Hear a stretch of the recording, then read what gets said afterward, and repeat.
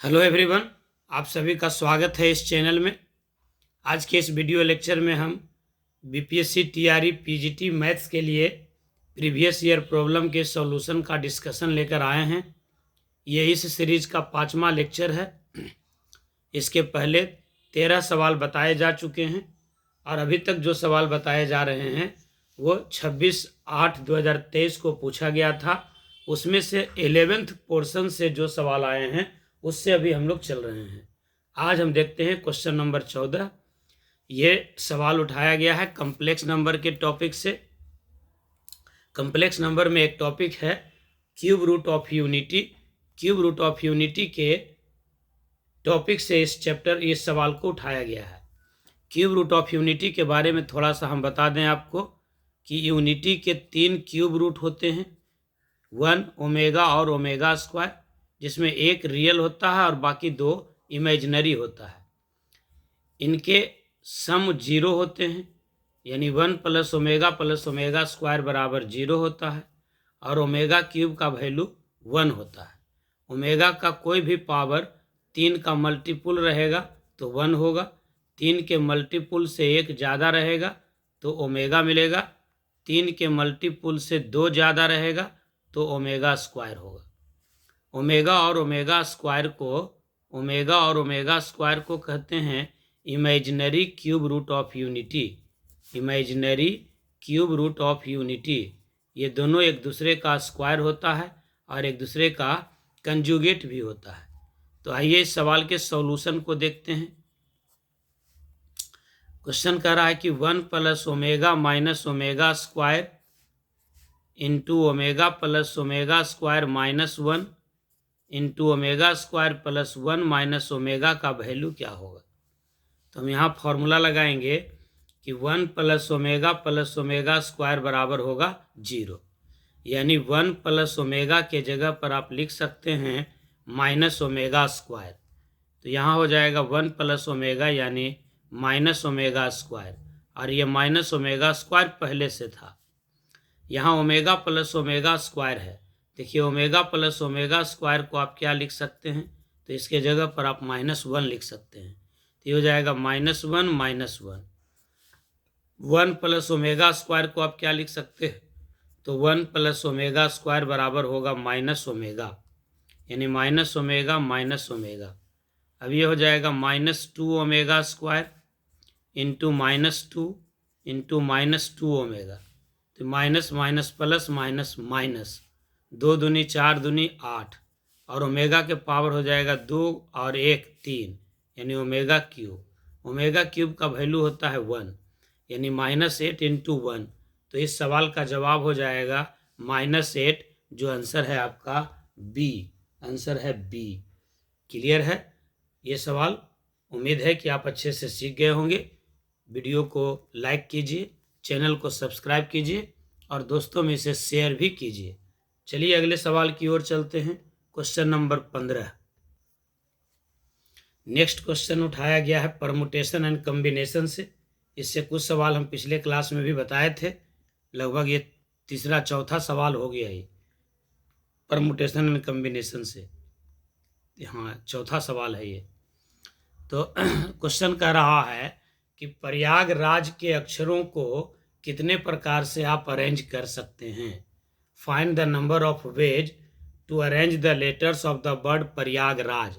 प्रयागराज शब्द के लेटर्स को कितने प्रकार से आप अरेंज कर सकते हैं। तो यहाँ पर फॉर्मूला देखिए क्या होता है। n वस्तुओं में से r वस्तुओं को अरेंज करने का तरीका होता है NPR। लेकिन जब रिपीटिशन अलाउड नहीं हो। n अलग अलग वस्तुओं को सजाने का तरीका। अब ध्यान दीजिए, दूसरा फॉर्मूला होता है कि n वस्तुओं में से यदि p वस्तु एक प्रकार के हो और q वस्तु दूसरे एक प्रकार का हो, तो इनको अरेंज करने का तरीका होता है फैक्टोरियल n बटा फैक्टोरियल p गुना फैक्टोरियल q। यदि n अलग अलग प्रकार की वस्तुओं हो तो इनको सजाने का तरीका होता है फैक्टोरियल n, यानी सब अलग अलग रहेगा तो फैक्टोरियल n। जैसे मान लीजिए कैट शब्द के लेटर को अरेंज करना है तो आंसर होगा फैक्टोरियल 3। लेकिन इसमें से कुछ एक जैसा हो, जैसे टाटा शब्द को अरेंज करना हो तो आंसर होगा फैक्टोरियल 4 बटा फैक्टोरियल 2 गुना फैक्टोरियल 2, क्योंकि टी एक जैसा दूगो है और ए एक जैसा दूगो है। इसी थ्योरी को आधार मानते हुए आप इस सवाल को बनाएंगे।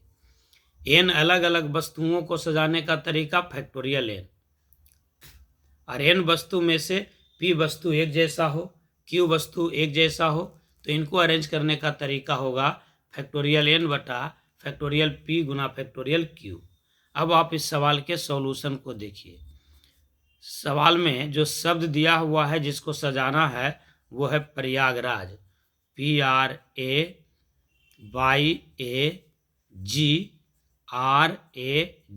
प्रयागराज। 1 2 3 4 5 6 7 8 9। प्रयागराज में टोटल लेटर्स है 9, यानी नंबर ऑफ लेटर्स बराबर है 9। ये सब के सब अगर अलग रहता, नोवो अलग अलग रहता, तो आंसर होता फैक्टोरियल 9। लेकिन यहाँ रिपीटेड आइटम्स है, रिपीटेड लेटर्स है। कुछ लेटर ऐसे हैं जो रिपीटेड हैं। कौन कौन? जैसे ए देखिए, ए देखिए आपका 1 2 3 बार, ए रिपीटेड है 3 टाइम्स। और कुछ रिपीटेड है, और रिपीटेड है आर रिपीटेड है 1 2 बार, 2 टाइम्स। और कोई रिपीटेड है? पी देखिए कहीं रिपीट नहीं है, आर एक खाली रिपीटेड था, बाई भी एक ही वो है। आर हो गया आपका 2 बार, ए हो गया आपका 3 बार, और बाकी सब डिफरेंट है। तो ये फॉर्मूला लगाएंगे कि एन वस्तु में से पी वस्तु एक जैसा हो, क्यू वस्तु दूसरे एक जैसा हो, तो इसको अरेंज करने का तरीका होगा फैक्टोरियल एन बटा फैक्टोरियल पी गुना फैक्टोरियल क्यू। तो यहाँ पर number of ways to arrange क्या हो जाएगा? Number of ways to arrange बराबर होगा फैक्टोरियल 9 बटा फैक्टोरियल 3 गुना फैक्टोरियल 2। फैक्टोरियल 9 बटा फैक्टोरियल 3 गुना फैक्टोरियल 2। फैक्टोरियल 9 को आप क्या लिख सकते हैं? 9 8 7 6 5 4 और 3 पर लगा देते हैं फैक्टोरियल, गुना फैक्टोरियल 3 फैक्टोरियल 2। तो ये फैक्टोरियल 3 से फैक्टोरियल 2 कट जाएगा, 3 कट जाएगा, और फैक्टोरियल 2 का मतलब हो जाएगा 2, तो 2 दूनी 4 कट जाएगा। तो अब आपके पास बच जाएगा कितना? बच जाएगा आपका 9 8 7 6 5 4, और नीचे में 2 बच गया, तो 2 दूनी 4। अब इसको मल्टीप्लाई करके लिख दीजिए, ये हो जाएगा 9 गुने 8 72, 7 गुने 6 63, नहीं 7 गुने 6 42, अब 5 गुना 2 10। अब 72 गुना 42 कर दीजिए, 72 गुना 42, 2 दूनी 4 7 दूनी 14, 2 चौका 8, 7 चौका 28 और 1 29, 4 8 4 12, 9 1 10, 1 11, 2 1 3।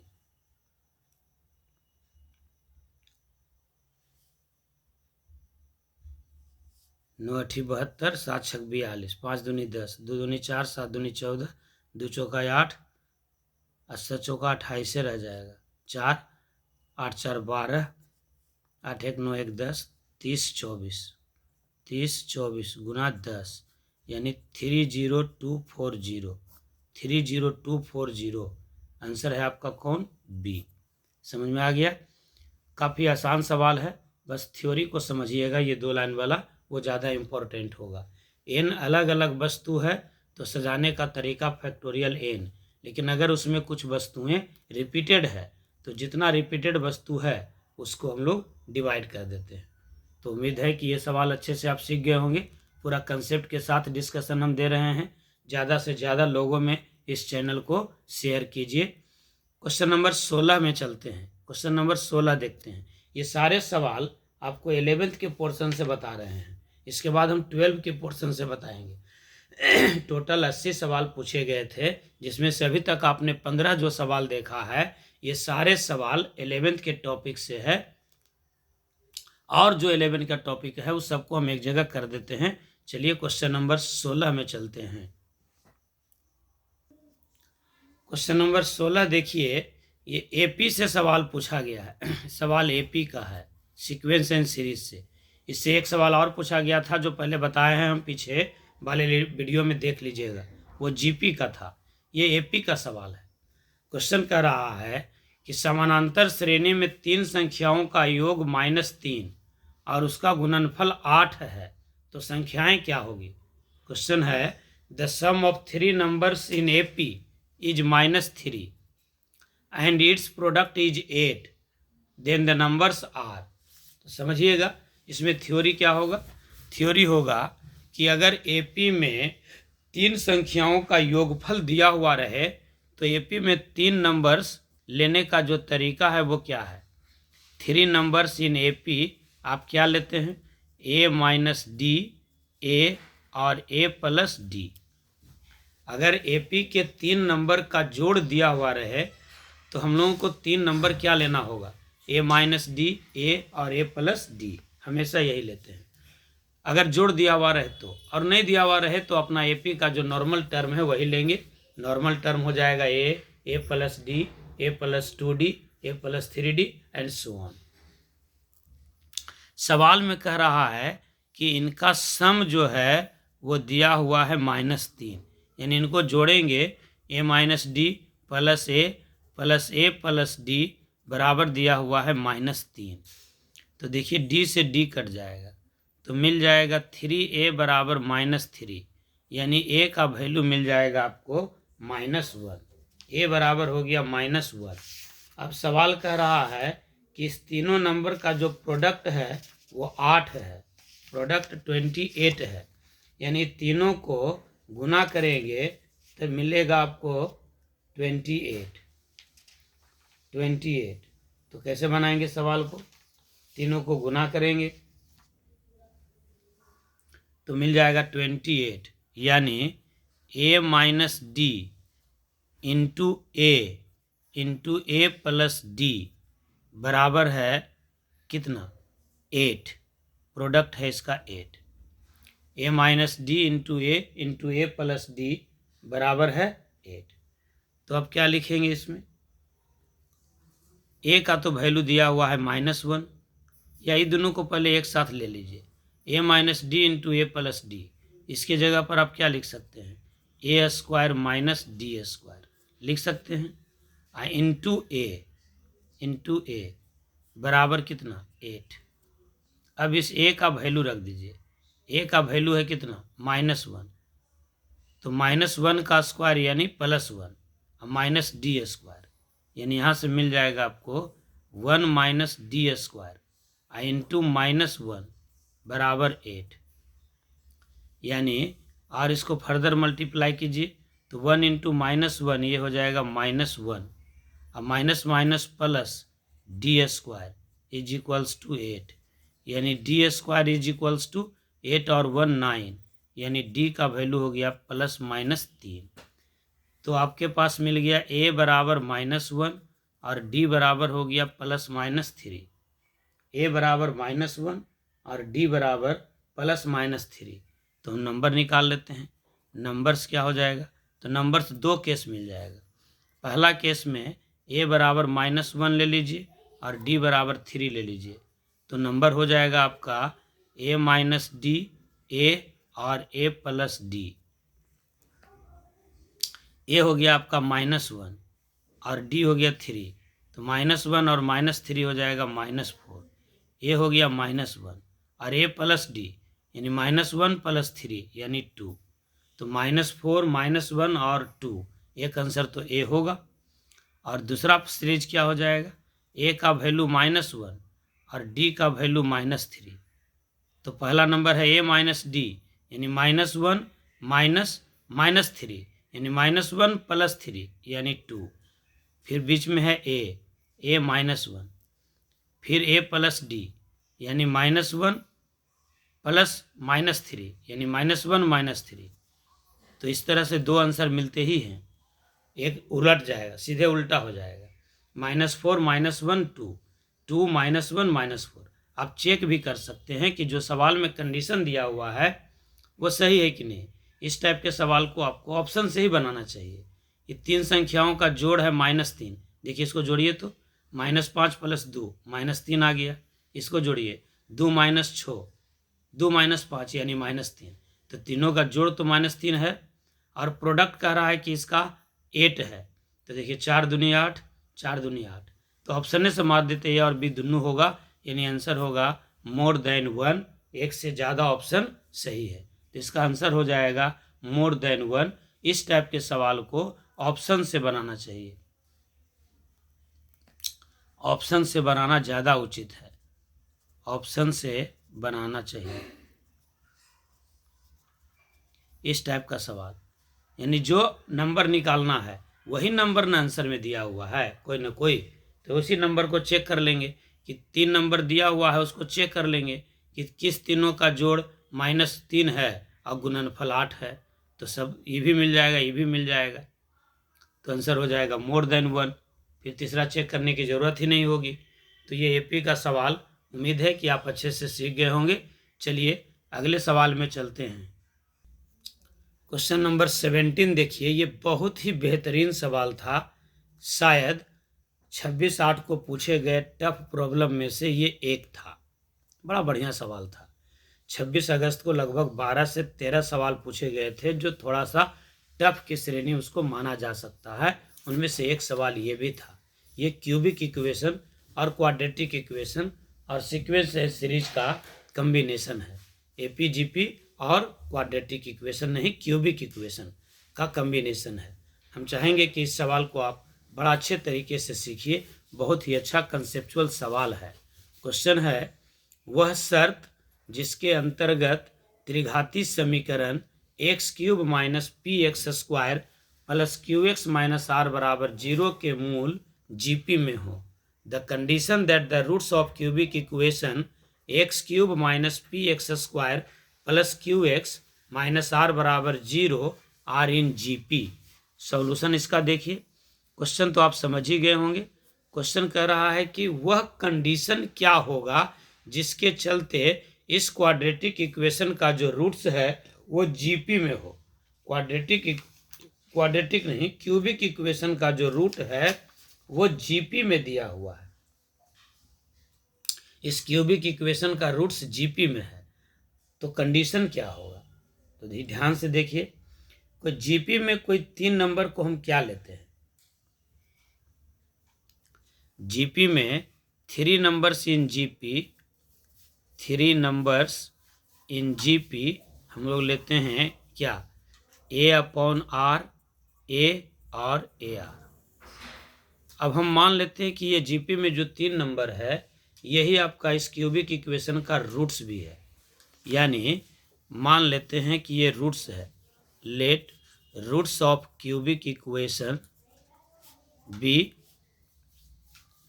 A/R, A and AR, A/R, A and AR। Clear हो गया बात? अब आप जानते हैं कि कोई cubic equation AX³ + BX² + CX + D = 0 हो तो इसके मूलों का गुणनफल यानी प्रोडक्ट ऑफ रूट्स बराबर क्या होता है? मूलों का गुणनफल, प्रोडक्ट ऑफ रूट्स का फॉर्मूला क्या होता है? तो प्रोडक्ट ऑफ रूट्स होता है -C/A, -C/A नहीं, -D/A, -D/A। एक होता है मूलों का योगफल और एक होता है दो मूल को एक साथ लेंगे उसका योगफल, और तीसरा में होता है मूलों का गुणनफल, तो मिलेगा -D/A इस इक्वेशन में। तो ये आपका थ्योरी हो गया। अब हम लोग सवाल में देखते हैं। हमारे पास सवाल जो है वो इक्वेशन क्या दिया हुआ है? इक्वेशन दिया हुआ है x³ - px² + qx - r = 0। तो इसका प्रोडक्ट ऑफ रूट्स क्या हो जाएगा? प्रोडक्ट ऑफ रूट्स हो जाएगा -D/A। तो D आपको कितना मिल गया? -R, और A कितना है? 1। A होता है x³ का गुणनफल, B होता है x² का कोफिशिएंट, और सी होता है एक्स का कोफिशिएंट और डी होता है अचर पद। तो अचर पद यहाँ आर था माइनस आर, लेकिन फॉर्मूला में होता है माइनस डी बाई ए, तो माइनस माइनस आर, ए हो गया 1 यानी प्लस आर। अब आप देखिए कि आपने रूट्स किसको माना है, तो रूट्स है आपके पास A upon R into A R बराबर हो गया आर। अब यहाँ पर आर दो वेरिएबल हो गया, इसलिए आर को हटा दीजिए, आप इसको कुछ दूसरा तरह से मान लीजिए, अल्फा और बीटा के रूप में मान लेते हैं। तो रूट्स जो हम इसको माने हैं ए बटा आर, ए और ए आर, इसको अब हम बदल देते हैं। चूँकि आर दो वेरिएबल मिल गया, तो एक इक्वेशन में दो वेरिएबल को एक साथ इक्वेट करना उचित नहीं है। तो रूट्स को आप ले लीजिए, अल्फ़ा और बीटा ले लीजिए, तो अल्फ़ा बटा बीटा, अब फिर होगा अल्फ़ा, अब फिर alpha into beta, alpha by beta, alpha और अल्फ़ा इंटू बीटा। तो इस लाइन को आप हटा दीजिए, इसको पकड़ लीजिए, यानी मूलों का जो गुणनफल है वो क्या हो जाएगा, अल्फ़ा बटा बीटा गुना अल्फ़ा और गुना अल्फ़ा बीटा बराबर हो जाएगा आर। तो बीटा से बीटा कट जाएगा, तो मिल जाएगा अल्फ़ा क्यू बराबर आर, यानी अल्फ़ा बराबर हो जाएगा आर का पावर 1/3, अल्फ़ा बराबर हो जाएगा आर का पावर 1/3। क्लियर हो गया बार, अल्फ़ा बराबर हो गया आर का पावर 1/3। फिर से लिख देते हैं, alpha is equals to R का पावर 1/3। बढ़िया से समझिए, हमने कहा कि मूलों का गुणनफल को इक्वेट किया, तो मूलों का गुणनफल हमको मिल गया आर। आर समीकरण से, दिया हुआ समीकरण में आर पहले से था, इसलिए हमारा आर मानना उचित नहीं है, तो हमने रूट्स मान लिया। उसके जगह पर ए बाई आर, ए आर के जगह पर अल्फ़ा बाई बीटा, अल्फ़ा और अल्फ़ा बीटा। तो मूलों का गुणनफल हो गया अल्फ़ा बटा बीटा गुने अल्फ़ा बीटा बराबर आर। तो बीटा बीटा कट गया, तो अल्फ़ा क्यू बराबर आर, यानी अल्फ़ा बराबर आर का पावर 1/3, ये अल्फ़ा हो गया। और आप देख रहे हैं कि अल्फ़ा जो है वो रूट था, alpha is a root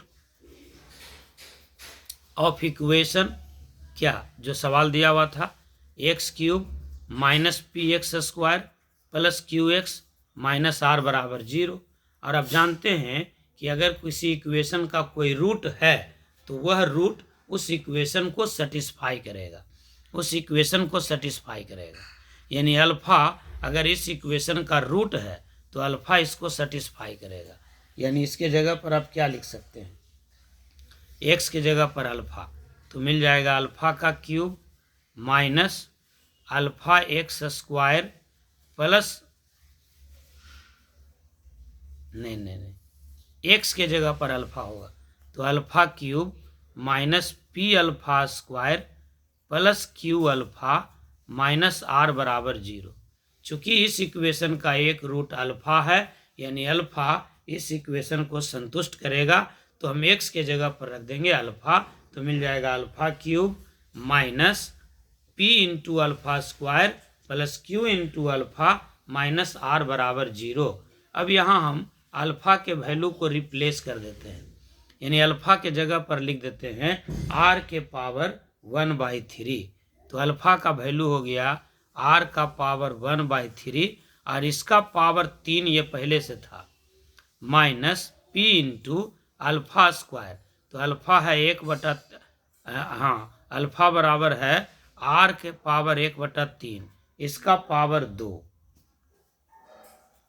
plus Q into alpha, alpha बराबर है आर का पावर 1/3 माइनस आर बराबर 0।